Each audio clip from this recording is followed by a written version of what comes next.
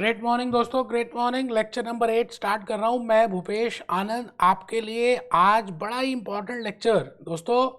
I am going to start with a very beautiful lecture named as lecture number 8 and specifically it is for chapter number 2 NISM, जो ऐसा हम कर रहे हैं level 5A series. बेटे ये जो चैप्टर 2 है ना, थोड़ा सा आपको डराने वाला है ना, लेकिन आप डरना मत, क्योंकि इसमें कुछ अलग अलग तरह की स्कीम्स की बातें हो रही हैं। मुझे मालूम है कि up to this point I have discuss 11 schemes for equity, 16 schemes for debt, अभी कुछ और बाकी है। लेकिन मुझे मालूम है कि शायद आप कंफ्यूज हो सकते हैं कि भाई 16 में से उसका क्या है, उसका क्या है, उसका क्या है। कई बार आपको लगेगा यार इतनी सारी स्कीम्स करनी है, छोड़ ही देते हैं पेपर।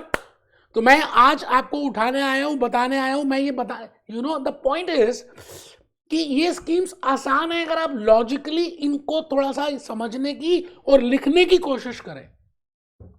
तो मैं आप सबसे एक रिक्वेस्ट करने वाला हूं कि रजिस्टर थोड़ा सा मेंटेन कर लें, बिकॉज आपको ऑब्जेक्टिव खाली पेपर पास करना नहीं है, आपको ऑब्जेक्टिव अमीर बनना है। अमीर तभी बनेंगे जब आप क्लाइंट्स लेकर आएंगे, और क्लाइंट्स को तभी कन्विंस करेंगे जब आपको पूरी नॉलेज होगी। उसको कुछ और भी बातें बतानी पड़ेंगी ना क्लाइंट को। आपको बड़े सारे फंड्स के नाम याद होने चाहिए ना, स्कीम्स पता होनी चाहिए ना, तो सामने वाले को थोड़ा कॉन्फिडेंस आएगा। अब इसके लिए क्या है कि आप जस्ट खाली वर्बली मेरी बात को सुनते हैं या NISM के मटेरियल से देखते हैं तो आप भूल जाएंगे कुछ दिनों के बाद 101%, और आपको your understanding level will be very much less. But if you write it down and if you try to understand, the logic behind that, which I have already told you by the examples, मैंने आपको इसीलिए examples दिए थे last 2 lectures में। आज के lecture में भी मैं चाहूंगा कि आप थोड़ा सा लिखें और इसके एग्जाम्पल्स, जो डायग्राम्स मैंने बनाए हैं, नहीं बनाएंगे तो पास फिर भी हो जाएंगे। पास होने की तो बात है ही नहीं यार। देखिए इन योर NISM अगर आप देखें तो दीज आर द 5 स्कीम्स जो आपके कोर्स में हैं। इक्विटी की 11 है, डेट की 16 है, हाइब्रिड की 6 है, सोल्यूशन की 2 है, अदर्स की 2 प्लस कुछ और भी आ चुकी है। मैंने अभी तक 11 और 16 मतलब 6 और 1 7 27 स्कीम्स आपके सामने रखी हैं लेक्चर नंबर 6 और 7 में। आज क्योंकि लास्ट लेक्चर हम करने जा रहे हैं, तो बेटे मेरे को आज इस लेक्चर में बेटे मैं भूपेश आनंद, मैं आपका, आप मेरे को आज I have to discuss hybrid, I have to discuss solution oriented, I have to discuss other schemes. मतलब 6 और 2 8 और 4 12 स्कीम्स आज भी बताने वाला हूं, बट बड़ी प्रीशियस है। Along with that last learning objective, how much is the growth of mutual fund in India. देखिए मैं फिर रिपीट करता हूं दोस्तों, थोड़ा सा लिखेंगे, कमर सीधी करके बैठेंगे, मोबाइल फोन में नहीं देखेंगे इस वीडियो को। माना कि ये फ्री है, बट आप इसके पीछे की मेहनत तो देखो, कितनी मेहनत रही होगी, है ना आपके लिए। देखिए मैं पूरा टाई कोड, ये वो पूरा तामझाम लिखना, high hand right slides, this slides, PPTs, कितना कुछ। और आज मैं आपको कुछ वेबसाइट्स भी लेके जाऊंगा बेटे, फैक्ट शीट देखेंगे। आपको मैं बताऊंगा कि आप how you will see the fact sheet, क्योंकि आपके क्लाइंट को देखनी नहीं आती। आप अगर देख लेंगे and if you know then you can more influence that your client। तो आज हम बड़ी प्यारी प्यारी बातें करने वाले हैं। Today I will be starting with this hybrid schemes, solution oriented schemes and other schemes। बिल्कुल कमर सीधी करके बैठेंगे और मैं जैसा कहूंगा वैसा लिखेंगे भी। आज देखिए मैंने वैसे तो I have already prepared the slide for that। मैंने आपको I have already shown you। सवाल ये आता है कि खाली मैं स्लाइड्स दे दूं, स्लाइड से बोलता जाऊं जैसे बाकी सब करा रहे हैं, without giving any examples, without giving any body language, तो क्या आपको समझ आएगा? इससे अच्छा तो बुक ही पढ़ लेते, टाइम वेस्ट कर रहे हो। मैं ऐसा नहीं कर रहा हूँ। आप आपने you must have seen in my last lectures, time लग जाए थोड़ा सा, लेकिन आपको बात समझ, कुछ तो डिफरेंस दिखे, है ना, प्रैक्टिकल ओरिएंटेड हो, रियलिस्टिक टच हो। तो आई हैव प्रिपेयर्ड PPTs, मैंने हैंड रिटन स्लाइड्स भी प्रिपेयर किए बेटे। आपको क्या पता मैंने कितनी मेहनत की होगी, आप सोच भी नहीं सकते, है ना। और एक चीज और बता दूं, मैं मुझे मालूम है कि मैं कोर्स आपके लिए वीडियो यहाँ पर ये मैं YouTube में डाल रहा हूँ, है ना, इसके कोई पैसे थोड़ी मिल रहे, प्यार है यार। तो चलिए जी, आप रजिस्टर ओपन करें, ऊपर हेडिंग लिखें ग्रेट मॉर्निंग, मैंने लिखा NISM, फिर उसकी फुल फॉर्म लिख दी, बस ऐसे ही मेरा मन किया तो लिख दी national institute of securities markets and educational initiative by SEBI। फिर मैंने घड़ा बना दिया और फिर लिखा concept and role of a mutual fund. We are doing chapter 2 बेटे, चैप्टर 2 कर रहे हैं, कमर सीधी, चैप्टर 2। और उस चैप्टर 2 में हम लिख रहे हैं concept and structure of a real mutual fund. Structure जब होता है ना, एक बिल्डिंग का आप स्ट्रक्चर देखते हैं तो बड़े सारे फ्लोर्स होते हैं, फिर उसमें ड्राइंग रूम होता है, उसमें बेडरूम होता है, उसमें लिविंग रूम होता है, उसमें किचन होती है, उसमें वॉशरूम होता है, उसमें बालकनी होती है, उसमें टाइल्स। कितना टाइम लग जाता है उन सबको बनाते बनाते, because structure is very important. आप कई बार किसी बिल्डिंग को देखते हैं बाहर से, आप कहते हैं कितनी अच्छी बिल्डिंग है, स्ट्रक्चर कितना अच्छा है। इसी तरह से म्यूचुअल फंड का स्ट्रक्चर प्रिपेयर करने के लिए we have to do 37 schemes, 37 plus 40 मान लीजिए। तो थोड़ा सा हार्ड वर्क तो लगेगा। मैं आज आपको फिर याद कराना चाहता हूं कि हमने लेक्चर नंबर 6 में ये स्टार्ट किया था कि in order to define the structure of a mutual fund, I have to classify the mutual fund, and I can say that mutual fund I can divide on the basis of structure. We have seen on the basis of structure, open-ended, closed-ended. On the basis of management, we have seen active and passive, and in the basis of structure, we have seen in between that also interval structure, open-ended structure, interval-ended structure, closed-ended structure. जान के लिखो, आप बता रहा हूँ, बोल रहा हूँ कि आपको दोबारा से वो रिमाइंड हो जाए, रिवाइज हो जाए। कोई नहीं कराएगा बेटे, मैं Bhupesh Anand. And then we have started with the on the basis of SEBI regulations. Within SEBI regulations, again we have seen there are 5 schemes, 5 sub categories. तो वो मैंने आपके सामने 5 categories लिखी है on the basis of SEBI regulations. We have seen there are 11 schemes for equity, there are 16 schemes for debt, and there are 6 schemes for hybrid, there are 2 schemes for solution oriented, and there are 4 schemes for other, जो latest अभी add हुई है, environmental की, smart beta की। वो मैं अलग से बताऊंगा, पेपर में आ सकती है। आप बस आने वाले 10-12 मिनट बने रहे, ठीक है जी। टोटल 37 है जी। हमने इसमें से आज ये करनी है जी, हाइब्रिड कर देंगे, सोल्यूशन ओरिएंटेड कर देंगे, अदर स्कीम्स भी कर देंगे। आइए सर, मेहरबान कदरदान, इन द लास्ट लेक्चर अभी ये जो इक्विटी स्कीम्स के नाम लिखे हैं ना, आपके NISM में है। I have prepared a PPT, उसमें भी मैंने लिख दिए, उसके बाद भी मैंने अपने हाथ से लिखे इनको। और आज देखिए मेरा कॉन्फिडेंस, क्योंकि मैंने हाथ से लिखे तो मुझे ज्यादा बातें समझ आ गई, रिकलेक्ट हो गई, समझ आ गई, दोस्ती हो गई। तो देखिए मैंने क्या लिखा, लार्ज कैप 11 फंड की स्कीम्स के नाम लिख दिए, large cap, mid cap, large this, small cap, multi this we have already discussed, I have already given the names, but still again I have written कि भाई मजा तभी आता है ना जब बात आप पूरी 100% होकर करते हैं।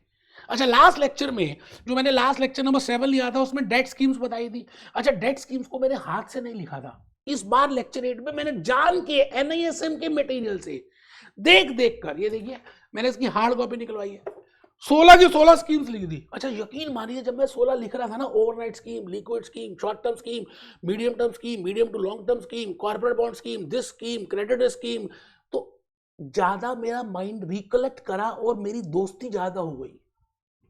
ऐसा नहीं है कि 16 की मेरे 100% मुझे याद होंगी, लेकिन उनके बीच का कंटेंट मुझे अपने आप रिवाइज होना स्टार्ट हो गया। तो ये होता है लिखने की technique. Overnight, liquid funds we have discussed, ultra short we have discussed, low duration we have discussed, money market we have discussed, I have discussed short duration, medium to long term, dynamic, and then I started with the corporate bonds. मैंने Tata bonds की बात की थी, credit risk bonds, banking and PSU bonds, guild bonds, government security bonds, floater bonds. मैंने कहा था कि भाई ऐसे बॉन्ड्स जिसका कोई इंटरेस्ट रेट होता ही नहीं है, फिक्स होते हैं, उसको फ्लोटर बोलते, मतलब फिक्स नहीं होते। तो मार्केट में जो रेट चल रहा है हम उसी के बेसिस में करते हैं, that is named as floater bonds. मैं आज आपको पहले तो एक गाना दिखाना चाह रहा हूं अमिताभ बच्चन साहब का, आप सुनिए ना, बिल्कुल आराम से बेटे, टेंशन नहीं लेनी। देखो अमिताभ बच्चन साहब क्या कहना चाह रहे हैं आपको। मुट्ठी में कुछ सपने लेकर म्यूचुअल फंड डिस्ट्रीब्यूटर बनने के, भरकर जेबों में आशाएं कि हम अमीर बन जाएंगे। जैसे म्यूचुअल फंड डिस्ट्रीब्यूटर का ARN नंबर आएगा, हम बेचेंगे, कमीशन लेंगे, लोगों का भला होगा और हमारा भी भला होगा। दिल में है अरमान यही कि हमारी भी गाड़ी होगी, हमारा भी बंगला होगा, कुछ कर जाएं, कुछ बन जाएं डिस्ट्रीब्यूटर, कुछ कर जाएं। सूरज सा तेज नहीं मुझ में, सूरज सा तेज नहीं तुझ में, कोई बात नहीं, घबरा मत, कर, कोशिश तो कर। दीपक सा जलता देखोगे। बेटे कहने का मतलब एक है कि आपने हिम्मत नहीं हारनी, पूरा 12 के 12 चैप्टर्स करने हैं। जब एक जिम्मा ले लिया आपने तो फिर किस बात का घबराना यार। फिर किस बात का डरना है? क्यों नहीं करेंगे? पूरा करके दिखाएंगे यार, और लिखेंगे साथ साथ। क्या होता है जब हम लिखते हैं तो अभी अभी 10 बार बात बोल दी आपको कि आपको समझ आता है। ये देखिए, मैं एक आपको स्लाइड दिखाना चाह रहा हूं। मैंने आपके लिए फैक्ट शीट निकाली है। ये देखिए दोस्त, ये फैक्ट शीट दिख रही है आपको? मैंने क्वांटम की फैक्ट शीट निकाली है। अब क्वांटम आप अब आप HDFC की निकाल सकते हैं, you can go for ICICI, you can go for Axis, there are 45 mutual funds. आप किसी की भी फैक्ट शीट देखिए, सभी की फैक्ट शीट है, उसमें आपको स्कीम्स बताई जाएंगी, और उस स्कीम को प्रेस करेंगे तो आपको पता चलेगा कि उन्होंने कौन कौन से इंस्ट्रूमेंट में इन्वेस्ट किया है, उनके AMC कौन है, ऑडिटर्स कौन है, हु आर द स्पॉन्सर्स, वो हम चैप्टर नंबर 3 में देखेंगे। But you will get an idea, और आपकी जान पहचान बनेगी जब आप उसको प्रैक्टिकली जोड़ेंगे। देखिए, मैं जनवरी 24 की फैक्ट शीट को मैंने प्रेस कर दिया, और आपके सामने मैं यहां पर आ गया। ये देखिए जी, आपके सामने बड़ी सारी स्कीम्स दिखेंगी, और मैं भूपेश आनंद क्वांटम में जा रहा हूं। Quantum, Quantum, where is Quantum? Quantum, Quantum, let's have a look here, this is Quantum. अब मैंने इसको थोड़ा सा फॉन्ट बड़ा कर दिया कि आपको समझ आए, है ना। अब आप देखिए जी, इस क्वांटम ने कहां पे इन्वेस्टमेंट किया? Quantum small cap, Quantum long term equity, we have discussed, equity में डिस्कस किया था, small cap, mid cap, large cap, Quantum ELS tax saver, Quantum equity fund, Quantum this, Quantum liquid funds. अब आप किसी भी लास्ट लेक्चर में we have discuss about money market instruments, liquid funds. तो मैं लिक्विड फंड्स को जरा प्रेस करता हूं, तो देखिए आपके सामने क्वांटम लिक्विड फंड्स की पूरी फैक्ट शीट आ गई। देखते हैं फैक्ट शीट में फंड मैनेजर कौन है? पंकज साहब है। इनको कितना एक्सपीरियंस है? 12 साल का है। कैटेगरी कौन सी है? लिक्विड है। इंसेप्शन कौन सी है? इस दिन बनी। Declaration of NAV every business day, ये हम चैप्टर नंबर 3 में देखेंगे, that what is NAV and that whether we have to regularly come with this. Total expense ratio ये सब छोड़ देते हैं, आप पहले इसके इन्वेस्टमेंट में आ जाइए, है ना। ये देखिए, ये देखिए सर, ये देखिए पोर्टफोलियो इन्वेस्टमेंट्स, ये इन्होंने कहाँ पे इन्वेस्टमेंट्स की हैं? लिक्विड फंड्स में। मैं आपको वो दिखाना चाहता हूँ, एसेट एलोकेशन।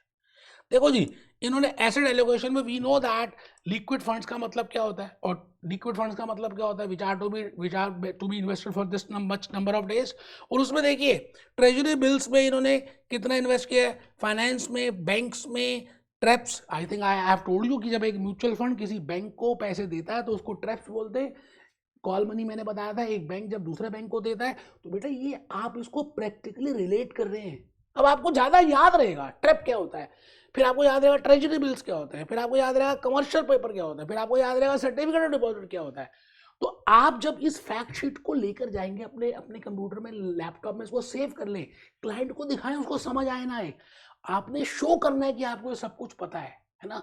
और उसके लिए अभी मौका है, बाद में नहीं आएगा। तो चलिए जी, मैंने इसके बाद HDFC म्यूचुअल फंड की भी मैंने आपके लिए फैक्ट शीट निकाली है कि भाई medium term deposit, I think in the last lecture we have seen out of दो 16 categories there is one scheme named as medium term deposit scheme, medium term debt scheme.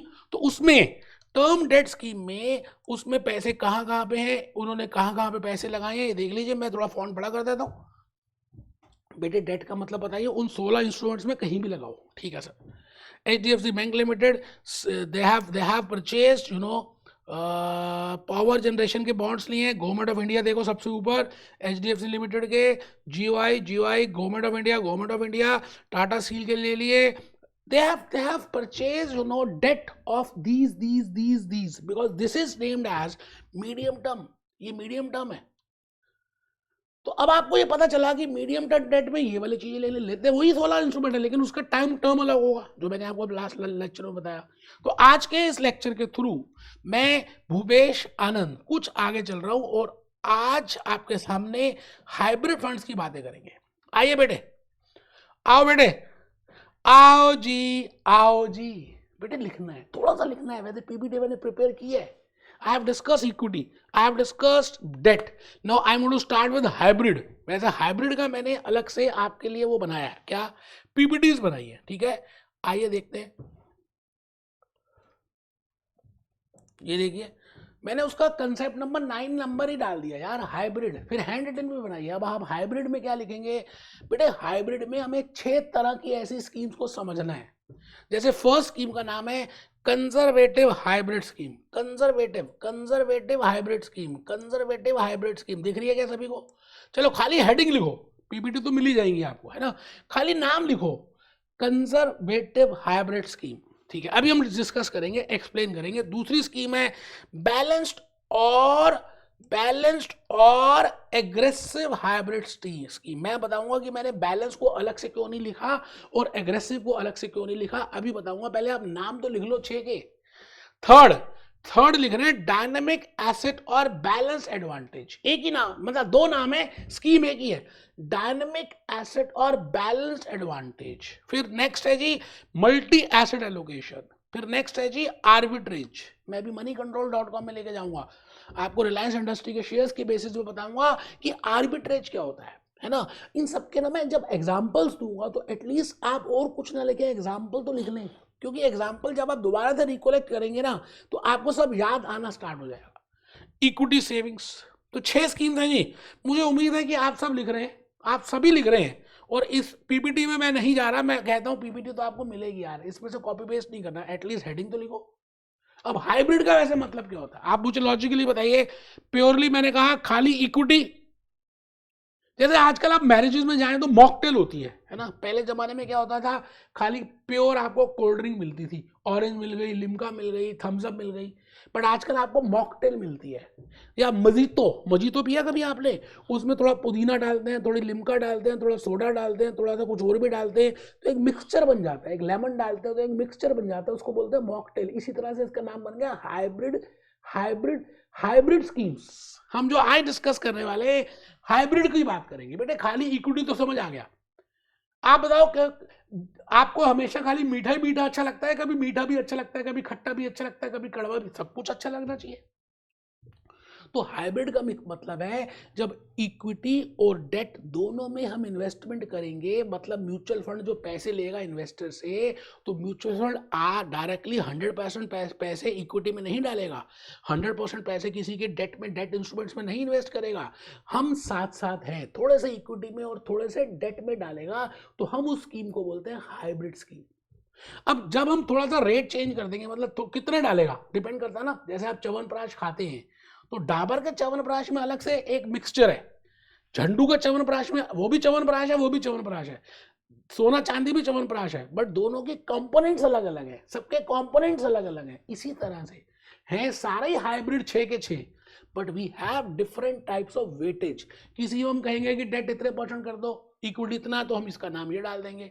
किसी में कहेंगे equity कम कर दो, डेट ज़्यादा कर दो, तो इसका नाम है ये कर देंगे। तो दोज आर द 6 स्कीम्स जो आज हम डिस्कस करने वाले हैं। आइए एक बार लिख लेते हैं। बेटा आपने लिख तो लिया ही है। अब कंजर्वेटिव हाइब्रिड स्कीम आपने पहले लिखी है। कंजर्वेटिव का मतलब मैं अभी अभी बता ही चुका हूं आपको। कंजर्वेटिव का वैसे नाम क्या है? कंजर्वेटिव का अगर मीनिंग देखें कि भाई मतलब ज्यादा ओपन नहीं है ये स्कीम। नॉर्मल मीनिंग भी देखें कंजर्वेटिव का तो it is not so much open, it is not free, it is somewhat closed. अब आप इसको म्यूचुअल फंड के एस्पेक्ट में, इन्वेस्टमेंट के एस्पेक्ट में देखें तो it is not open for risk, it is somewhat close to risk. ये रिस्क के लिए ज्यादा ओपन नहीं है। अच्छा, रिस्क ज्यादा किस में होता है? इक्विटी में होता है। कम किस में होता है? डेट में होता है। इसका मतलब ऐसा मान लीजिए कि कंजर्वेटिव का मतलब है कि जिसमें डेट का वेट ज्यादा होगा, इक्विटी का वेट कम होगा, होंगे दोनों ही, क्योंकि हाइब्रिड कर रहे हैं। तो सेबी की म्यूचुअल फंड रेगुलेशंस में उन्होंने कहा कि कंजर्वेटिव हाइब्रिड फंड हम उसको बोलेंगे जहां पर 75% कम से कम से लेकर 90%, 90% तक की आपकी इन्वेस्टमेंट किसी म्यूचुअल फंड की डेट में, और बैलेंस मतलब अगर यहाँ 75 है डेट में तो वहां 25 होगी, यहाँ 90 है तो यहाँ 10 होगी। बैलेंस इक्विटी में मतलब कंजर्वेटिव का मतलब है ज्यादा रिस्क नहीं लेंगे। We will not take so much risk, we will not take so much risk. मेरी बात आप समझ रहे हैं? एक सेकंड सर।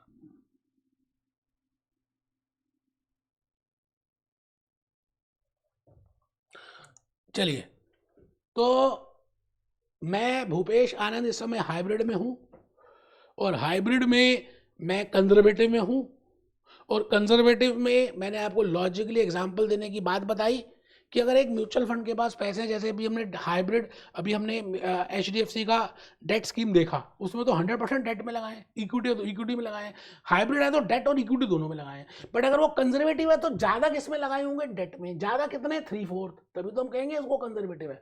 अच्छा, अब मैं दूसरी स्कीम्स बताने वाला हूँ हाइब्रिड में ही, एक तो बैलेंस्ड और एक एग्रेसिव। एग्रेसिव का मतलब क्या होता है? Which is who is ready to take more risk, जो ज्यादा रिस्क लेना चाहता है, या हु इज ओपन, एग्रेसिव उसी को बोलते हैं ना। तो इसमें एग्रेसिव में या बैलेंस्ड में डेट का प्रोपोर्शन कंजर्वेटिव से कुछ कम होगा, इक्विटी का ज्यादा होगा, क्योंकि इक्विटी में रिस्क ज्यादा होता है, इक्विटी शेयर्स में रिस्क ज्यादा होता है, इक्विटी स्कीम्स में रिस्क ज्यादा होता है एज कंपेयर टू डेट। अच्छा, रिस्क ज्यादा हो तो रिटर्न भी ज्यादा मिलेगा। तो ये अगर आपके माइंड में क्लैरिटी है ना, तो फिर याद करना नहीं पड़ेगा, सब कुछ आपको समझ आ गया। मैंने याद थोड़ी किया, डायग्राम बनाया आपके लिए, जो NISM वालों ने नहीं बनाए। हाइब्रिड में दूसरी लिख दी मैंने, बैलेंस्ड और एग्रेसिव। अब मैं आपको ये बता रहा हूं कि या तो म्यूचुअल फंड बैलेंस्ड स्कीम लेकर आएगा या एग्रेसिव हाइब्रिड स्कीम लेकर आएगा, दोनों नहीं लेके आ सकता, क्योंकि दोनों में ज्यादा डिफरेंस है ही नहीं। इसलिए मैंने लिखा कि कंजर्वेटिव हो सकती है, लेकिन बैलेंस और एग्रेसिव दोनों नहीं हो सकती, या तो बैलेंस करो या एग्रेसिव करो, ऐसा सेबी की रेगुलेशंस में मेंशन्ड है। इसलिए मैंने ऊपर यहां देखो, यहां लिखा एंड और मतलब दोनों भी हो सकती है, एक भी हो सकती है। लेकिन नीचे अगर आप ध्यान से देखें तो मैंने क्या लिखा, और या तो ये हो सकती है बैलेंस या एग्रेसिव हो सकती है, क्योंकि थोड़ा सा डिफरेंस है बेटा प्रोपोर्शन में। आप देखो जी, डेट में 40% हो सकता है, मैंने कहा 75 से तो कम होगा, 40 to 60 के बीच में। अच्छा, अगर 40 to 60 के बीच में तो बैलेंस इक्विटी होगा, तो 60 to 40 लिख दिया, टोटल तो 100% होगा मेरे दोस्त। एग्रेसिव में वो ज्यादा risky as compare to balance also, तो उसमें 40 से भी थोड़ा सा कम होना चाहिए, तो वहां पे देखिए 20 to 35% है, और वहां पे 65 to 80% है इक्विटी में। मतलब एक ऐसा म्यूचुअल फंड जो इन्वेस्ट ज्यादा कर रहा है इक्विटी में, 65 to 80% of the total corpus और the total unit capital, and is investing 20 to 35% only in debt instruments, I will say that is named as aggressive type of hybrid mutual fund. PPT अभी मिल जाएंगी, PPT देख लेना, example सब important है, जो बातें मैं बता रहा हूं वो इंपॉर्टेंट है, डायग्राम इंपॉर्टेंट है। मैंने फिर एक बार लिखी, जैसे ये इन्वेस्टर्स हैं, है ना, ये अपने पैसे इसको दे रहे हैं, इनके पास यूनिट्स आ गए, यूनिट कैपिटल आ गई, तो यूनिट कैपिटल में म्यूचुअल फंड ने क्या किया, एक तो डेट में इन्वेस्टमेंट किया और एक इक्विटी में इन्वेस्टमेंट किया। ठीक है, डेट में आपको मैंने बताया था 16 इंस्ट्रूमेंट्स हैं, there are 16 instrument, we have just seen in the Quantum also, अभी देखा। तो 16 में कहीं भी, पूरे 16 में या पूरे एक में कहीं भी यू कैन इन्वेस्ट, तो आप उसको ये कहेंगे that it is a debt scheme. अच्छा, यहां पर इक्विटी में मैंने आपको 11 स्कीम्स बताई थी, 11 में कहीं भी, है ना, उसको हम बोलते हैं कि इट इज अ हाइब्रिड। मैंने कहा शेयर्स किसके ले सकते हैं? TCS के भी ले सकते हैं, नेस्ले के भी ले सकते हैं, हीरो होंडा के ले सकते हैं, मारुति सुजुकी के ले सकते हैं, किसी के भी ले सकते हो। क्या हो गया उसमें? जस्ट ऐसे क्लैरिफिकेशन कि आपके मन में डाउट ना आ जाए, है ना। मैं आ गया जी आगे। आई थिंक पहला स्कीम सबको क्लियर है, बड़े आराम से देखो, ये लिख रहे हैं, ये एग्जांपल्स, ये जो डायग्राम्स मैंने बनाए ये ज़्यादा इंपॉर्टेंट है। दूसरा मैंने बताया डायनामिक एसेट एलोकेशन, 6 कैटेगरीज है जी, अभी तक हम 2 कैटेगरीज कर चुके हैं, एक कंजर्वेटिव कर चुके हैं, कंजर्वेटिव हाइब्रिड में, और दूसरी हम कर चुके हैं बैलेंस्ड और एग्रेसिव, 2 हो गई। तीसरी है डायनामिक एसेट एलोकेशन। अच्छा, अब ऐसा भी तो हो सकता है कि यार आपको अगर रूल्स और रेगुलेशंस कह दें कि भाई आप इस दिन तक इतने बजे तक मोबाइल फोन नहीं देख सकते, घर वाले पेरेंट्स बोल दें इतने से इतने बजे देख सकते हो, इतने से इतने बजे नहीं देख सकते, डिनर इतने बजे करना है, लंच इतने बजे करना है, पहले तो आप मान जाओगे, पर कई बार आपको लगेगा यार मैं क्या लाइफ जी रहा हूँ, हर चीज में रूल्स रेगुलेशंस हैं, ऐसे नहीं कर सकते, ये ऐसे होगा, ये ऐसे नहीं, डूज एंड डोंट्स नहीं यार। EMC कई बार फंड मैनेजर्स को ऐसा लगता है कि हम ज्यादा प्रॉफिट भी कमा सकते हैं अगर हमारे रूल्स और रेगुलेशंस ना होते। जैसे बच्चे कहते हैं जी अगर आप हमारे को टाइमिंग ना बोलते ना तो हम कम देखते, क्योंकि आप मना कर रहे हो ना, इस वजह से खुंदक से हम ज्यादा देख रहे हैं यूट्यूब। तो अगर मैं ये कह दूं कि फंड मैनेजर ये कहे जी मैं कंजर्वेटिव की, मैं बैलेंस्ड की, मैं एग्रेसिव की, और जो परसेंटेजेस है 70, 75, 80, 24 कुछ नहीं फॉलो कर रहा, मेरी मर्जी है, मैं जितना मर्जी करूं, हाँ मैं दोनों में करूंगा, ये बात तो समझ आती है, तो उसको बोलते हैं डायनेमिक। डायनेमिक मतलब आप बताइए डायनेमिक का वैसे लिटरल मीनिंग क्या है?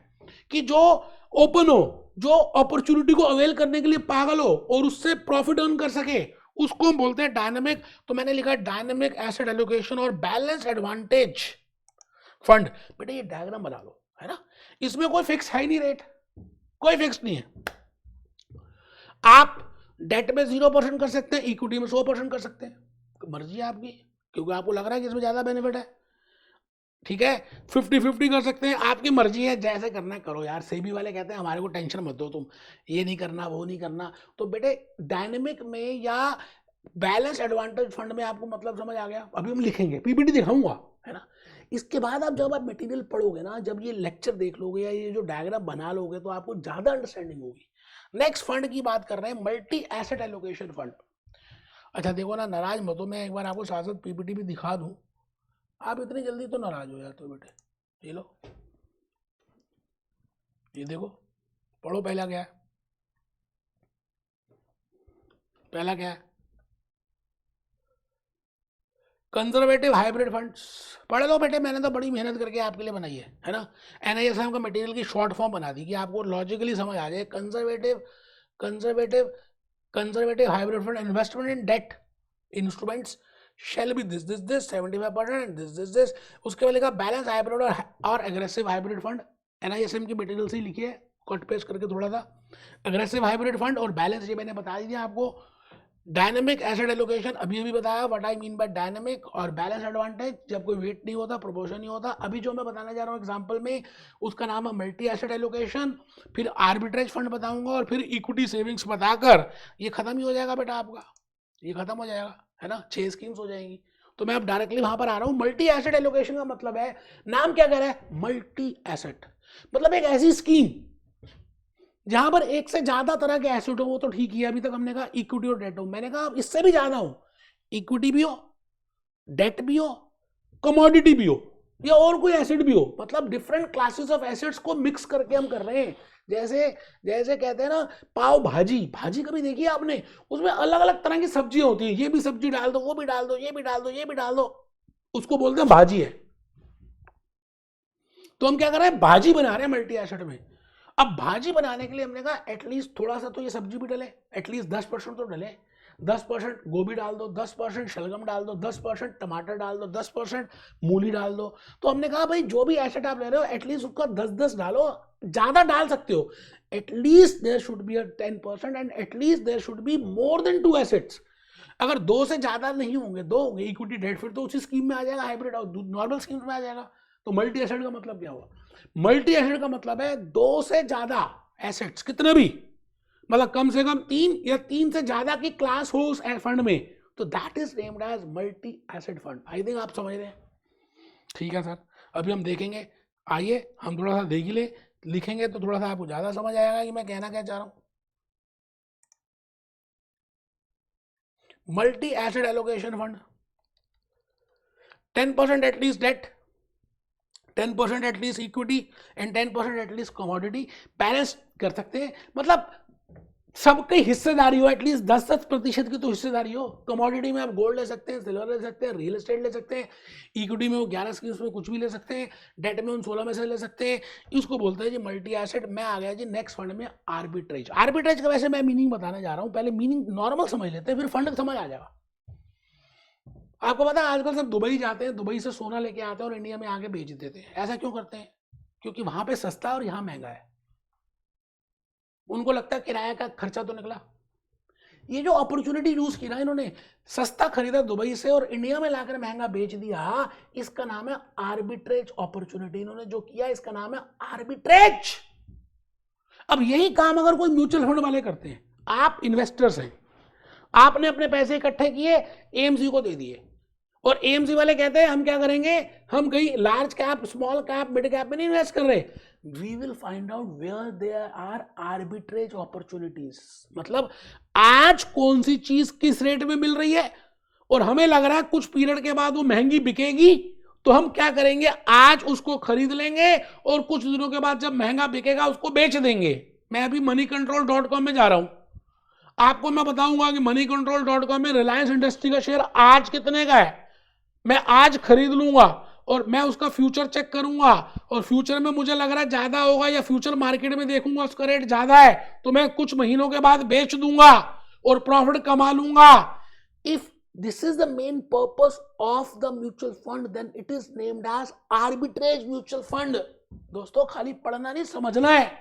तो लिखिए जी, पहले moneycontrol.com में जा रहे हैं. आओ आओ जी, जल्दी से मेरी बात को सुन लो जी, दिल से दिल लगाओ. मैंने बेटे moneycontrol.com पहले से ओपन करके रखा कि टाइम बच जाए. आपको क्या पता मैंने क्या क्या पहले से करके रखा हुआ है. रिलायंस इंडस्ट्रीज का आज शेयर अगर आप देखें तो बेटे ये वैल्यू आ रही है इसकी 2972, 2972 या जो भी है. मैंने आज परचेज कर लिया. मैं कौन? मैं फंड मैनेजर. मैं किसका? HDFC का. और मुझे ऐसा लग रहा है कि फ्यूचर में इसकी जब मैं फोरकास्टिंग करूंगा, इसका फोरकास्ट देखूंगा, तो मुझे ऐसा लग रहा है कि ये महंगा बिकने वाला है. फोरकास्ट में आ गया जी, मैं फोरकास्ट में आ गया और मुझे लग रहा है कि महंगा बिकेगा. तो जब महंगा बिकेगा, है ना, जब महंगा बिकेगा तो मैं उस समय बेच दूंगा. फ्यूचर मार्केट में सस्ता खरीदेंगे, महंगा बेच देंगे. इस टेक्निक का नाम है आर्बिट्रेज. और अगर mutual fund, if mutual fund follows this type of fund, you know, that invest that fund in this, in these categories, in these transactions, it is named as arbitrage fund. I think आपको अब समझ आ जाएगा जो मैंने कहा. चलिए जी, बहुत ही बढ़िया. मैं नेक्स्ट फंड की तरफ बढ़ता जा रहा हूं. मैं भूपेश आनंद आपके सामने मैं सारी बातों को रखूंगा. दोस्तों आर्बिट्रेज फंड में आपने moneycontrol.com देख लिया, रिलायंस इंडस्ट्रीज देख लिया. Difference between the two markets in two places, that is in the cash market and the future market. Okay sir, next में आ गए इक्विटी स्कीम्स. बेटे अब जो मैंने आर्बिट्रेज बताया, इक्विटी स्कीम्स में क्या, आप इक्विटी में भी इन्वेस्ट कर रहे हो, डेट में भी कर रहे हो और थोड़ा सा आर्बिट्रेज में भी कर रहे हो, है ना. तो देखिए जी, invest in equity 65%, debt 10%, balance in arbitrage. अब आपको आर्बिट्रेज समझ आ गया, तो दैट इज इक्विटी. अभी हम स्लाइड देखेंगे. आइए एक बार दोबारा से स्लाइड का समय आ गया. मैं भूपेश आनंद आपको दोबारा से स्लाइड में लेके जा रहा हूं और आप देखिए जी, equity schemes, minimum investment in equity and equity this 65% this कर लेंगे. आइए बेटे, कमर सीधी. चैप्टर नंबर 2 के लास्ट लेक्चर में है और आखिरी पड़ाव में है. घबराना नहीं है, लिखना है. Concept number 10. नहीं भी लिखना चाहते तो सॉल्यूशन ओरिएंटेड स्कीम्स का नाम तो लिख दो, कैटेगरी 4 तो लिख दो. मैंने आपको कहा था म्यूचुअल फंड रेगुलेशंस में 5 कैटेगरीज हैं: इक्विटी, डेट, हाइब्रिड. अभी हम जो कर रहे हैं उसका नाम है 4th सॉल्यूशन ओरिएंटेड. और इसके बाद एक करेंगे अदर स्कीम. बेटा सॉल्यूशन 2 ही है, इसका मतलब सॉल्यूशन ओरिएंटेड में 2 ही तरह की स्कीम्स आएंगी. आप ये बताइए कि या तो बच्चों की चिंता हमें ज्यादा होती है या बूढ़ों की चिंता होती है, क्योंकि बेचारे दोनों नहीं कर पाते कुछ. तो इसलिए म्यूचुअल फंड में सेबी में रेगुलेशंस ने 2 स्कीम्स निकाली है. एक स्कीम का नाम है चिल्ड्रन फंड और दूसरी स्कीम का नाम क्या है? Retirement fund. अच्छा, चिल्ड्रन को या तो पढ़ने की जरूरत होती है और या मैरिज की पैसे लगते हैं. तो बेटे अगर कोई फंड एक पर्टिकुलर सॉल्यूशन के लिए पैसे लगा रहा है, उसका नाम है solution oriented fund. It means investors पैसे देंगे म्यूचुअल फंड को. म्यूचुअल फंड की एएमसी या तो चिल्ड्रन की एजुकेशन में या चिल्ड्रन के मैरिज में और या retirement of the old age में लगाएंगे. तो it is named as solution oriented scheme. I think आप समझ चुके हैं जो मैं कहना चाह रहा हूं.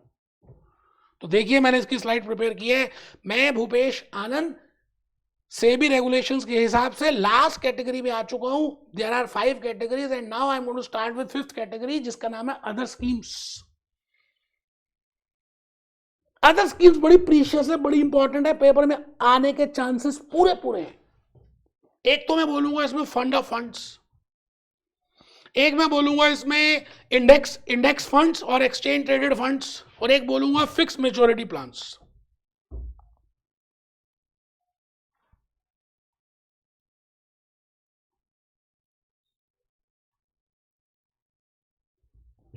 मैंने कहा पहला है इंडेक्स फंड, दूसरा है फंड ऑफ फंड्स और तीसरा है फिक्स मैच्योरिटी. लिख लेते हैं, थोड़ा सा लिखेंगे तो फिर मैं रिपीट करता हूँ, ज्यादा अच्छा लगेगा. एटलीस्ट हेडिंग तो लिख लो, इतनी तो शर्म होनी चाहिए यार. कमर सीधी करके बैठो. मैं कुछ आपसे पैसे थोड़ी मांग रहा हूँ. मेरा ऑब्जेक्टिव है कि आप पहले अटेम्प्ट में पास हो जाओ. इंडेक्स फंड मैंने आपको बताया था on the basis of management, active passive fund, active funds, passive fund बताया था। तो अभी हम जो कर रहे हैं वो सेबी के रेगुलेशन के हिसाब से कर रहे हैं कि भाई ऐसी कौन सी स्कीम्स हैं, ऐसे कौन से फंड्स हैं। जैसे भाई मैं क्या करता हूं, मैं इंडेक्स के हिसाब से चलूंगा, मैं अपना ज्यादा सिरदर्दी नहीं करना चाहता। If fund manager says that Sensex 30 जैसे चल रहा है, उसकी जैसे वेटेज है, हम वही काम करेंगे यार। उतने वेट में एचडीएफसी, जैसे मैंने आपको कैलकुलेट, उतने में आईसीआईसीआई, एक्सिस बैंक, जो भी रिलायंस, जितना वेट उस 30 सेंसेक्स में आ रहा है उसी तरह से लगाएंगे। मतलब पैसिव म्यूचुअल फंड जो मैंने बताया था आपको on the basis of management में, उसका नाम है इंडेक्स फंड, और वो ये एक्सचेंज में ट्रेडेड होते हैं तो उसको बोलते हैं एक्सचेंज ट्रेडेड फंड्स। ठीक है सर। अब इंडेक्स सेंसेक्स भी है, इंडेक्स निफ्टी 50 भी है, इंडेक्स निफ्टी 100 भी है, बैंक इंडेक्स भी है, सेक्टर इंडेक्स भी है। इसका मतलब इंडेक्स बहुत सारे हैं। इसका मतलब आपके, अब जो बताने जा रहा हूं बड़ा इंपॉर्टेंट है, सेबी ये कहती है कि जो आपको हमने 16 स्कीम्स बताई डेट की, जो 11 स्कीम्स बताई इक्विटी की, वो तो एक एक ही होनी चाहिए, क्योंकि इंडेक्स एक से ज्यादा है। तो आप क्या करो, इंडेक्स ज्यादा भी हो सकते हैं। मतलब एक म्यूचुअल फंड के पास 3-4 तरह की इंडेक्स स्कीम्स हो सकती हैं, क्योंकि इंडेक्स ही अलग अलग तरह के हैं। इसी तरह से एक म्यूचुअल फंड के पास 3-4 तरह के फंड्स और फंड्स भी हो सकते हैं। अभी हम आ रहे हैं, अभी उसी में आ रहे हैं। एक सेकंड जरा आप आइए, मैं चाहता हूं कि 1-2 डायग्राम आप बना लें जो मैंने प्रिपेयर किए हैं, बड़ी मेहनत की है आपके लिए। ऊपर लिखिए जी फंड ऑफ फंड्स। मतलब फंड ऑफ फंड्स का मतलब क्या है कि आप पैसे, आपने पैसे अपने पास रखे, इन्वेस्टर्स ने किसको दिए, म्यूचुअल फंड वालों को दिए। ठीक है, ये म्यूचुअल फंड को दे दिए। अच्छा, म्यूचुअल फंड ने क्या किया, इंडियन म्यूचुअल फंड ने क्या किया, वो पैसे अपने पास, वो कहते हैं हमारा तो दिमाग ही नहीं है। एचडीएफसी म्यूचुअल फंड ने कहा हम आईसीआईसीआई म्यूचुअल फंड में इन्वेस्ट कर देते हैं, हमें नहीं पता, जो आईसीआईसीआई वाले करेंगे हम वही मानेंगे, जो उनका अर्न होगा हमारा भी वही अर्निंग होगी, जो उनका रिटर्न होगा हमारी भी रिटर्न होगी। इट मींस एचडीएफसी के म्यूचुअल फंड के फंड मैनेजर ने ज्यादा अपने माइंड को प्रेशर नहीं दिया, पैसे इकट्ठे किए, लोगों से अपनी गुडविल दी और वो पैसे आईसीआईसीआई के म्यूचुअल फंड में लगा दिए। इसका नाम है, इस फंड का नाम है फंड ऑफ फंड्स। मतलब बड़े सारे फंड्स पे लगा दिए एचडीएफसी ने, थोड़े आईसीआईसीआई में लगा दिए, थोड़े एक्सिस में लगा दिए, थोड़े एसबीआई, मतलब देयर आर 45 म्यूचुअल फंड, उनमें कहीं भी लगा दिए एचडीएफसी ने। तो मैं कहूंगा एचडीएफसी ने एक ओपन किया अकाउंट जिसका नाम है funds of funds. I think अब आपको समझ आ जाएगा, क्योंकि आपने ये एग्जांपल डायग्राम बना दिया है, बनाइए। अब आप इंडिया में इन्वेस्ट करेंगे तो डोमेस्टिक फंड्स ऑफ फंड हो जाएगा, आउटसाइड इंडिया करेंगे तो इंटरनेशनल फंड्स ऑफ फंड हो जाएगा। क्या हो गया उसमें, लिख लो, डायग्राम बनाओ बेटा, डायग्राम बनाओ, बड़ी मेहनत से बनाया है। ये इन्वेस्टर्स है बेटा, वो इंडियन म्यूचुअल फंड है, ये नॉट गुड एएमसी है। मतलब मान लो कि वो कंपनी कहती है मैं अच्छी तरह से मैनेज नहीं करती, invest in another scheme of other mutual fund, तो इसको बोलते हैं funds of funds. I think आप समझ चुके हैं। मैं आ गया जी इंडेक्स फंड में। आई थिंक मैंने इंडेक्स फंड आपको एक्सप्लेन कर दिया है कि if you follow purely the index movement, if you invest in the same weightage as per the index, then that is named as index fund. Let it be Sensex 30, let it be Nifty 50, let it be Nifty 100, कुछ भी। तो एक से ज्यादा index fund की schemes हो सकती है म्यूचुअल फंड के पास, एक से ज्यादा फंड्स ऑफ फंड्स की स्कीम्स भी हो सकती है म्यूचुअल फंड के पास, एक से ज्यादा सेक्टर की भी स्कीम्स हो सकती है म्यूचुअल फंड के पास, क्योंकि अलग अलग तरह के सेक्टर्स हैं। तो बेटे ये इंपॉर्टेंट है।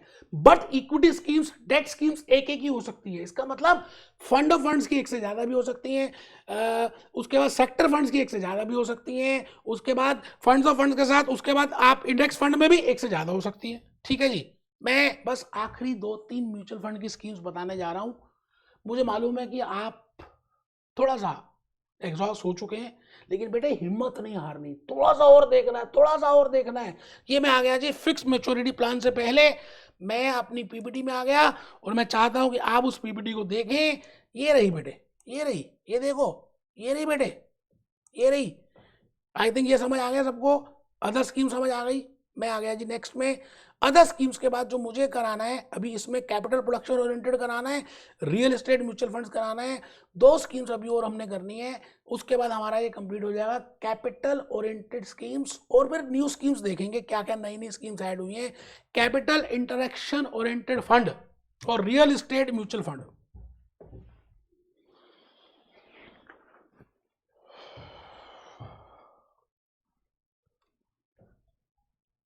लो जी, अच्छा अभी तक जो स्कीम्स मैंने बताई ना वो ओपन एंडेड थी।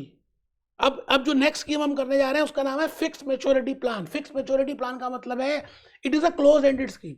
जैसे यहाँ पर देखो, ये देखो, ये मैंने बनाया था, ये प्रिपेयर किया था आपके लिए, अगर आपको थोड़ा सा याद आ रहा हो। अदर स्कीम्स में इंडेक्स फंड मैंने डिस्कस कर दिया, फंड्स ऑफ फंड्स मैंने डिस्कस कर दिया, इससे पहले हमने हाइब्रिड कंप्लीट कर दी थी, उससे पहले सोल्यूशन की थी, सोल्यूशन से पहले हाइब्रिड कंप्लीट की थी। अभी हम अदर स्कीम्स में, अदर के बाद न्यू स्कीम्स में आएंगे, या अदर स्कीम्स में है अभी 4-5 स्कीम्स डिस्कस कर रही हैं। I think in that I have already discuss index fund, I have discuss fund of funds.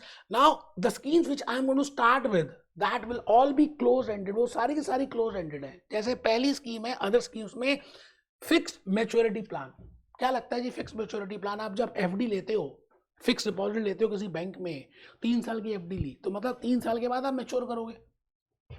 इसी तरह से if a mutual fund scheme starts in 2024 और हम कहते हैं जी 3 साल तक का लॉक इन पीरियड है, 2027 में जाकर हम इसको देंगे, इसको बोलते हैं फिक्स मैच्योरिटी प्लान। मतलब it is a close ended scheme. We have already discuss in category, ये तो सेबी के रेगुलेशन में डिस्कस करा ना फिक्स मैच्योरिटी प्लान। इन्होंने इसका नाम क्लोज एंडेड ना देकर फिक्स मैच्योरिटी प्लान दे दिया, ठीक है। नेक्स्ट है capital production oriented funds. Capital production oriented funds, देखिए जी, कैपिटल प्रोडक्शन ओरिएंटेड फंड्स में, कैपिटल ओरिएंटेड प्रोडक्शन फंड्स में मैंने एक बड़ा प्यारा सा डायग्राम प्रिपेयर किया है, या फिक्स में भी बनाया है, आप बनाइए। देखिए फिक्स में मैंने क्या एग्जांपल लिखा है कि इफ 2024 में स्कीम आई और 2027 तक लॉक हो गया, इसको बोलते हैं फिक्स मैच्योरिटी फंड। 100% डेट में हम डाल रहे हैं, डेट में इन्वेस्ट कर रहे हैं बेटे, 100% हम डेट में डाल रहे हैं और वो क्लोज एंडेड है, तो उसको बोलते हैं फिक्स मैच्योरिटी। यहाँ पर हम आ गए capital production fund. Capital production fund में भी सेम वही है, क्लोज एंडेड ही है, बट यहाँ पर डेट और इक्विटी दोनों को डाल रहे हैं। मैं फिर रिपीट करता हूं, fixed maturity plan versus capital production fund में, फिक्स्ड मैच्योरिटी प्लान में आप 100% डेट में डाल रहे हैं, but in this capital production में आप 100% डेट में नहीं डाल रहे, डेट प्लस इक्विटी को मिला के 100% बना रहे हैं। ठीक है सर, बहुत बढ़िया। मैं लास्ट में आ गया जी, इंफ्रास्ट्रक्चरल डेट फंड। देखो एक बात मैं बताऊं, रियल एस्टेट अलग चीज होती है, इंफ्रास्ट्रक्चर अलग चीज होती है। इंफ्रास्ट्रक्चर बहुत बड़ा होता है, जैसे इंफ्रास्ट्रक्चर में रियल एस्टेट आती है। इंफ्रास्ट्रक्चर में क्या है, फ्लाईओवर्स बन रहे हैं, ब्रिजेस बन रही हैं, एयरपोर्ट्स बन रहे हैं, रेलवे स्टेशन बन रहे हैं, है ना, और रियल एस्टेट भी बन रही है। तो अब यहां पर अभी हम 2 तरह के फंड्स को डिस्कस करेंगे, एक होते हैं रियल एस्टेट और एक होते हैं इंफ्रास्ट्रक्चर। अभी यहां पर हम जो डिस्कस करने वाले हैं इसका नाम है इंफ्रास्ट्रक्चर डेट फंड। मतलब एक म्यूचुअल फंड ने जो पैसे इन्वेस्टर से लिए वो क्या कर रहा है, इंफ्रास्ट्रक्चर में जो कोई इंफ्रास्ट्रक्चर के प्रोजेक्ट्स हैं, लार्सन एंड टॉर्बो ने एक प्रोजेक्ट लिया, तो HDFC mutual fund Larsen and turbo के उस इंफ्रास्ट्रक्चर फंड में पैसे लगा रहा है, उस प्रोजेक्ट में पैसे लगा रहा है, उसमें इन्वेस्ट कर रहा है, उनके बॉन्ड्स ले रहा है। तो देखिए क्या लिखा है, देखिए क्या लिखा है, only to invest in infrastructure bonds issued by infrastructural development companies, only in bonds, not equity oriented investment. ये बात बस ध्यान रखेंगे ना तो अभी पीपीटी से तो समझ आ जाएगा। Infrastructure is bigger word as compared to real estate। पहली बात, when I say infrastructural debt fund, debt का मतलब है हम इक्विटी में नहीं जा रहे, डेट का मतलब हम इक्विटी में नहीं जा रहे, डेट में जा रहे हैं।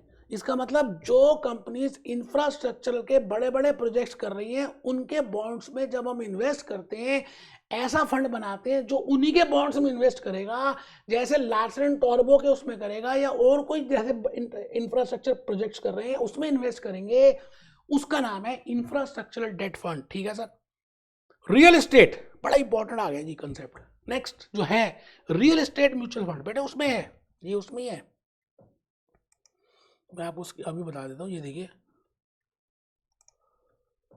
ये देखिए लास्ट है, मुझे पता है थोड़ा सा आप लेकिन बेटे एग्जाम्पल लिखोगे ना साथ साथ तो फिर दिक्कत नहीं आएगी। देखो मैंने इस समय क्या करा दिया, अदर स्कीम्स में इंडेक्स फंड करा दिया, फंड्स ऑफ फंड्स करा दिया, फिक्स मेच्योरिटी प्लान करा दिया, कैपिटल प्रोडक्शन करा दिया, इंफ्रास्ट्रक्चर करा दिया। अब मैं कर रहा हूँ रियल एस्टेट। रियल एस्टेट का मतलब है कि आप क्या कर रहे हो कि प्रॉपर्टी में, रियल एस्टेट में, कमर्शियल कॉम्प्लेक्सेस में, और आप रेजिडेंशियल प्रॉपर्टी में वहां पे इन्वेस्ट कर रहे हो, उसको बोलते हैं रियल एस्टेट फंड्स। तो रियल एस्टेट फंड्स में आ रहे हैं। बड़ा प्यारा सा डायग्राम आप बनाया दोस्तों, आपको एनआईएसएम का मटेरियल बड़ा अच्छी तरह से समझ आ जाएगा अगर आपने इस डायग्राम को बनाया। बड़ी मेहनत की मैंने।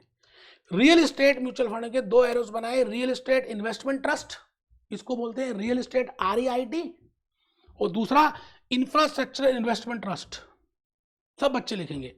रियल एस्टेट म्यूचुअल फंड के 2 कैटेगरीज बनाई, real estate investment trust, real estate investment trust, real estate investment trust, real estate investment trust, investment in commercial complex, software technology, warehouses, मतलब स्ट्रक्चर में इन्वेस्ट कर रहे हैं, है ना, warehouses में, फैक्ट्री वेयर हाउसेज में, industrial warehouses में, फैक्ट्री स्पेसेस में, प्रॉपर्टीज में, कमर्शियल प्रॉपर्टीज में। अब आप खाली एज ए इन्वेस्टर, आपके पास 10 लाख रुपए हैं, आप कोई प्रॉपर्टी ले ही नहीं सकते, करोड़ों की आती है, बट आपका मन है लेने को, तो आप क्या करोगे, आप म्यूचुअल फंड की ऐसी स्कीम में इन्वेस्ट करोगे जहां पर उसका ऑब्जेक्टिव ही रियल एस्टेट रेट में लेने का है। मतलब रियल एस्टेट इन्वेस्टमेंट ट्रस्ट में पैसे लगाएंगे, तो वो आपके लिए प्रॉपर्टी ले लेंगे।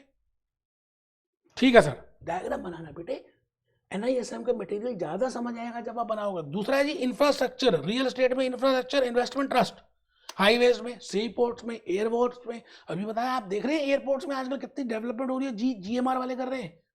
तो दैट इज, अब जीएमआर के बॉन्ड्स ले लिए एचडीएफसी म्यूचुअल फंड ने, और जीएमआर का प्रोजेक्ट क्या है कि वो क्या कर रहा है, एयरपोर्ट को प्रोजेक्ट को, रायपुर का प्रोजेक्ट, दिल्ली का, बॉम्बे, सबको रेनोवेट कर रहा है। तो that is named as real estate infrastructure trust. ठीक है सर, बहुत बढ़िया।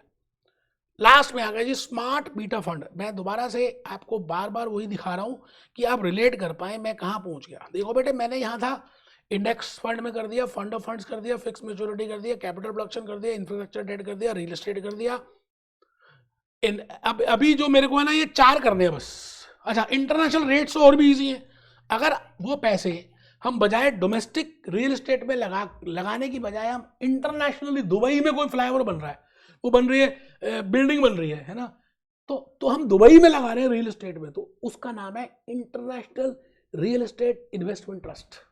ठीक है, तो मुझे बस अब 3 ही बताने हैं, एक environmental, social and government investing, एक स्मार्ट बीटा और एक क्वांट फंड। स्मार्ट बीटा तो बड़ा ही सिंपल है और बड़ा इंपॉर्टेंट है, पेपर में आएगा। स्मार्ट, अच्छा क्वांट पहले कर लेते हैं, नीचे से शुरू कर रहे हैं। क्वांट फंड, आपको पता है आजकल हर चीज कंप्यूटराइज हो चुकी है, आर्टिफिशियल इंटेलिजेंस का जमाना है, सब कुछ रोबोटिक हो चुका है, चैट जीपीटी का आपको पता ही है, इतना कुछ हो रहा है इस दुनिया के अंदर, रोबोटिक्स का काम चल रहा है। तो मैं, फंड मैनेजर कहता है कि हम क्या करेंगे, कंप्यूटर ले लेते हैं, कंप्यूटर में सॉफ्टवेयर डाल लेते हैं, कंप्यूटर का सॉफ्टवेयर खुद बताएगा किसको खरीदना है, किसको बेचना है, कब खरीदना है, कब बेचना है, हमारी टेंशन खत्म। उस फंड को बोलते हैं क्वांट फंड।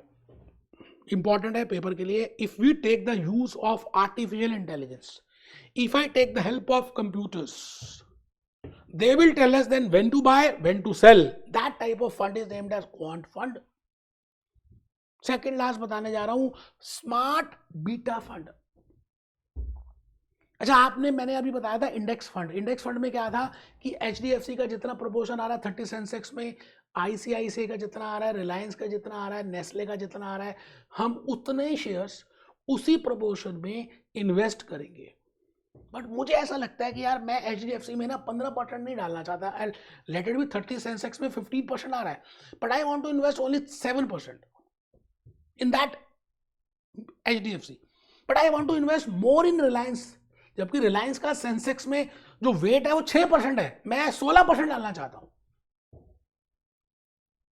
तो आप जब वेट्स को चेंज कर देंगे तो I will say that is named as smart beta fund. Beta, वैसे बीटा मैंने आने वाले चैप्टर्स में बताना है कि what I mean by beta. Beta एक टूल है जिसकी हेल्प से हम सिस्टमैटिक रिस्क को कैलकुलेट कर लेते हैं। आइए थोड़ा सा मैंने बड़ा अच्छा ये लिखा आपने, ये देखिए, ये बेटा smart beta, index fund versus smart beta. मैंने कहा इंडेक्स फंड मान लीजिए पैसिव है, स्मार्ट बीटा एक्टिव है, क्योंकि हम वो वेट्स नहीं ले रहे, कंपनी वो ले रहे हैं बट वेट में थोड़ा चेंज कर रहे हैं, इसलिए उसका नाम एक्टिव डाल दिया, उसका नाम सेम कर दिया, सेम वेटेज। और यहां पे मैंने लिख दिया क्या, बोलो, डिफरेंट वेटेज। बेटे मैं फिर रिपीट करता हूं, आपने लेक्चर भी अटेंड कर लिया तो आपको मोटा मोटी समझ आ जाएगा, क्योंकि मैंने एक चीज को 3-3 4-4 बार रिपीट किया है ना।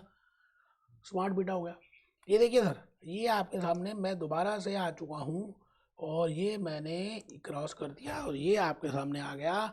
ये देखिए sir, real estate mutual funds, these schemes are invest directly or indirectly in the real estate, this। अच्छा मैंने ना कुछ क्वेश्चंस भी बनाए, अभी मैं क्वेश्चंस भी कराऊंगा, ऐसा मत सोचना कि मैं क्वेश्चंस नहीं कराऊंगा बेटे, बड़े सारे क्वेश्चंस मैंने प्रिपेयर किए और हमने अपनी मोबाइल ऐप भी प्रिपेयर की है, उस मोबाइल ऐप में भी ये क्वेश्चंस बहुत सारे हमने डाल दिए, तो आप बिल्कुल टेंशन मत लेना, आपको मोबाइल ऐप में ही क्वेश्चंस मिलेंगे, मैं वैसे कराने वाला हूँ, सब में बेनिफिट मिलेगा आपको, ठीक है। तो अभी हम एक बार आ जाते हैं NISM के मटेरियल में। ये बेटे देखो, ये देखो मैंने आपके सामने ये सब करा दिया, सोल्यूशन ओरिएंटेड करा दिया, अदर स्कीम्स करा दी, ये देखो सारी कंप्लीट कर दी बेटे। अब लास्ट पड़ाव है जो मुझे बताना है, उसका नाम है कि ग्रोथ क्या है। Last learning objective of chapter number 2 is, आपको क्या लगता है बेटे, मैंने जब म्यूचुअल फंड स्टार्ट किया था ना तो उसी दिन बता दिया था कि ग्रोथ का मतलब यहाँ पे क्या है। मैंने नरेंद्र मोदी जी की आपको स्पीच दिखाई थी और उस स्पीच में ये बताने की कोशिश की थी कि मोदी जी कह रहे हैं कि इतनी ग्रोथ हो चुकी है और अभी बहुत समय बाकी है, अभी बहुत कुछ हम कर सकते हैं। तो ग्रोथ आपको पता होना चाहिए कि mutual fund started acquiring their fair share this. अभी एसेट अंडर मैनेजमेंट इस दिन इतने थे, अब इतने हो गए, 18% की ग्रोथ रेट है। लेकिन अगर हम पॉपुलेशन देखें तो पॉपुलेशन के हिसाब से अभी 5% पॉपुलेशन है जो म्यूचुअल फंड में इन्वेस्ट कर रही है। इसका मतलब अगर आप अभी म्यूचुअल फंड डिस्ट्रीब्यूटर बन जाते हैं तो ह्यूज बेनिफिट आपको होने वाला है। तो ये बेटे ग्रोथ और म्यूचुअल फंड आप पढ़ लेना, कोई ज़्यादा मुश्किल है नहीं, छोटा सा पैराग्राफ है, खाली इसका क्रक्स यही है कि आने वाले दिनों में क्रक्स बड़ा बेनिफिट है, म्यूचुअल फंड की ग्रोथ हो रही है, लोग अवेयर हो रहे हैं, लोग इन्वेस्टमेंट कर रहे हैं और उनको अच्छा लग रहा है, ग्रोथ होगी, GDP बढ़ रही है, पॉपुलेशन हमारी वैसे ही फर्स्ट आ चुकी है। तो चैप्टर नंबर 2 की जय जय। अभी हम क्वेश्चंस करेंगे, MCQs। Be happy, B jolly, B cheerful.